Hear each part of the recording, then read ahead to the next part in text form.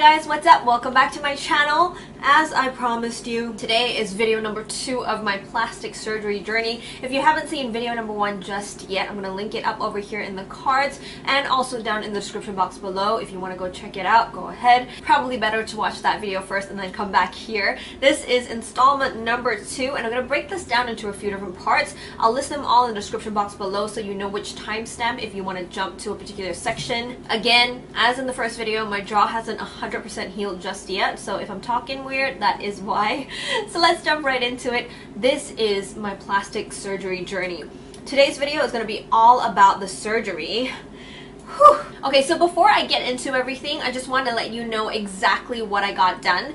The first thing I got done was my eyelids. I have a droop in my eye, or I had a droop in my eye just here, and it was really bothering me in all my photos. So I got Dr. No to help me increase the height of my double eyelid just a little bit, especially on the right eye, so that everything would look nice and even. I love the way it turned out. Thank you so much, Dr. No. I also got my nose done. As you know, they inserted, if I'm not mistaken, it's silicone implant right here from my nose bridge, and then they took out a little bit from my ear cartilage over here, and that became the tip of my nose. And then finally, I also got my jaw done. Now this part is a little bit scary. What they do is they cut from inside, so right here all the way across to the other side, and then they put something in there and they shave the jaw down to make it slimmer, and then they stitch everything back up. So those were the 3 things that I got done. I'm sorry if this description was a little bit graphic for you. I just wanted you guys to have the full information about what I did, just so you know what you're getting into. I gotta say, the surgery itself was a very frightening thing for me because I had never been under general anesthesia before and I was freaking out. Eugenia from Docfinderkorea, as always, was a huge help. She answered all of my questions, told me what I should expect. I also did a lot of research on my own, which I think is really important. If you're thinking about getting plastic surgery, please do a whole bunch of research so you know exactly what clinics you want to go to, what they specialize in, what to expect with both the surgery and the recovery period. For me, as I mentioned, I was really nervous. Even though I did all the research, I was still unsure about how my body personally would react to the general anesthesia. But the nurses at Banobagi, I'm telling you guys, they are absolute champions. They're so professional. They made me feel so at ease, and they really made me feel like I was in good hands. And my entire surgery took about 7 hours, including my recovery time. And this is where I feel is really important for you to get right. My coming out of general anesthesia, I had this lady, and I still don't know who she is, but she had such a firm and yet calming voice, and I feel like that's what really centered me when I came out of general anesthesia. I was really calm. I just listened to her voice and did exactly what she told me. I had this 1-hour recovery period coming out of anesthesia and just breathing as much oxygen as I could to counteract the effects. And after that 1 hour, believe it or not, I full on walked from my surgery room into my ward. I have no idea how I did it. Of course, I had Eugenia helping me and holding me up because I was kind of still out of it. But still, I cannot believe I walked that distance right out of surgery. Jace greeted me in my ward, and I think he was pretty shocked to see me, and you probably can tell why. I am full on bloated at this point. I've got bandages all over. I've got these tubes feeding into my jaw to drain the blood. Oh my gosh, I was a sight to see. Okay, now on to the recovery period. I think this was really difficult for me the first few days because that is when you feel the most uncomfortable. I want to stress, I didn't really feel any pain throughout this entire process. It was very much more discomfort than anything. So the first night, I stayed over in Banobagi, and because of my jaw surgery, I had to wake up every couple of hours to gargle my mouth and make sure there was no infection happening and just keep my mouth fully clean. And this is where I feel like it's really important to bring someone with you, because with the drugs and everything coming out of surgery, you're still pretty out of it.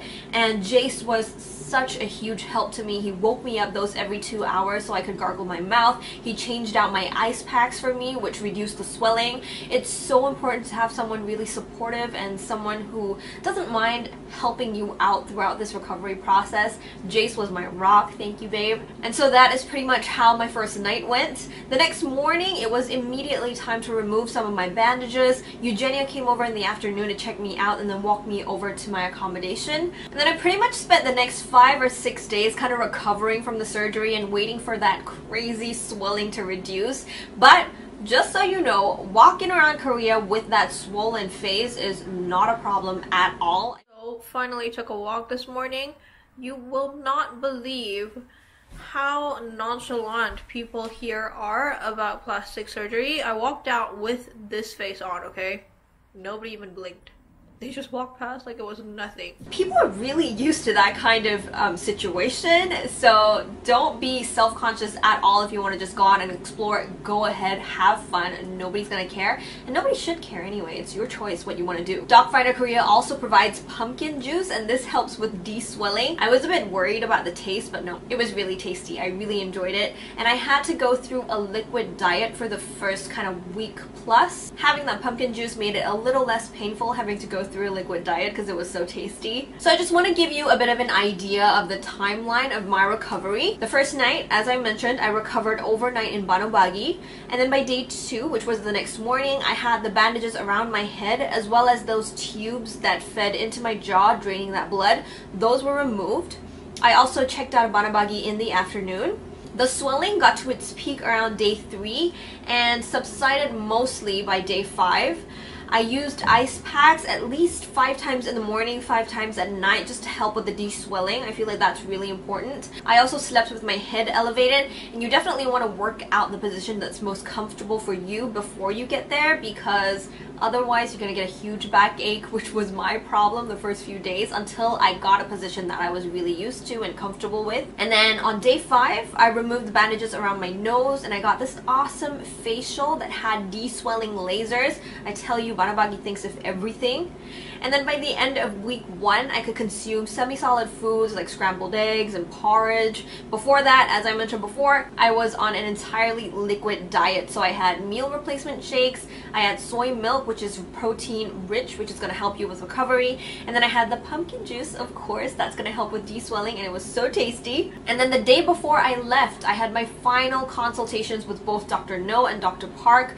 They speak English really fluently, by the way, which was amazing. I got to ask them all the questions that I needed asked, and they explained to me my progress with recovery and what I should expect when I got home, which was really, really helpful. But do bear in mind, guys, that recovery actually takes a really, really long time. Banobagi has these booklets that they lay out throughout the entire clinic, and those have the pictures of their clients and their recovery process. 1 month, 3 months, and then I think 6 months and a year into recovery. They all look so incredibly different. I'm going to show you guys my before and after picture at the end of this video, but remember, this is only 2 months into recovery and I've got a long way to go still. So I'll be posting update photos, and you can follow me on my Instagram and my Facebook just to find out how it's going. If you want to ask me any questions, by the way, you can ask me on my Instagram, you can ask me down in the comments box below. I'll answer all those questions in my final video that I'm going to post. I also wanted to mention Banobagi provides all these extra services that you get while you're in recovery and still in Korea. You get to go in for a bunch of facials, which was, oh my gosh, so amazing. It's really difficult to wash your face with all those bandages and stuff, but once you head into the facials, they remove the bandages safely, they wash your face so it's nice and clean and just, oh my gosh, it feels so good. And then you get these de-swelling lasers. It's going to take your recovery and your de-swelling time way down, which is... Plus, this is Jace's favorite part, I time traveled. Basically, what it is a hyperbaric oxygen chamber. You're supposed to go and chill in there for about 20 minutes to half an hour, and that's just supposed to kind of help you absorb as much oxygen as possible into your body, which helps with the healing process. Everything they do at the clinic basically helps to speed up recovery and make everything easier on you, which is great. One thing I have to mention to you though is the stitch removal process. Everybody says this is the worst part part of the entire surgery journey. I kind of have to agree. This was probably the second worst for me, the worst being the peak of the swelling, when my face just felt so stretched out and uncomfortable. Getting my stitches removed, that happened over the course of a week. The first time I went in, I removed the stitches around my nose as well as behind my ear. That's where they got the cartilage for the tip of my nose, by the way. And the next time I went in, I got the stitches inside my jaw removed.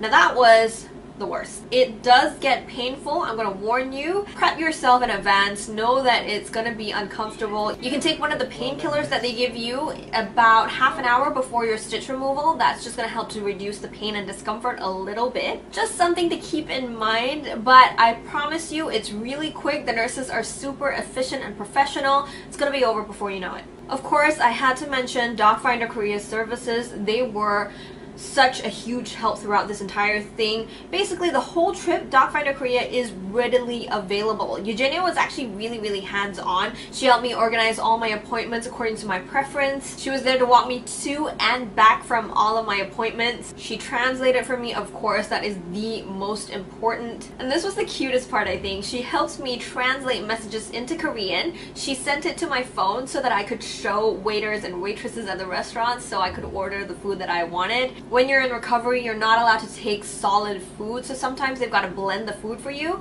And Eugenia had this readily typed out message for me. Every time I wanted to blend up my food, I just showed my phone to the waiter and whoops. So I just showed my phone to the waiter, they read it, and that was that. So good.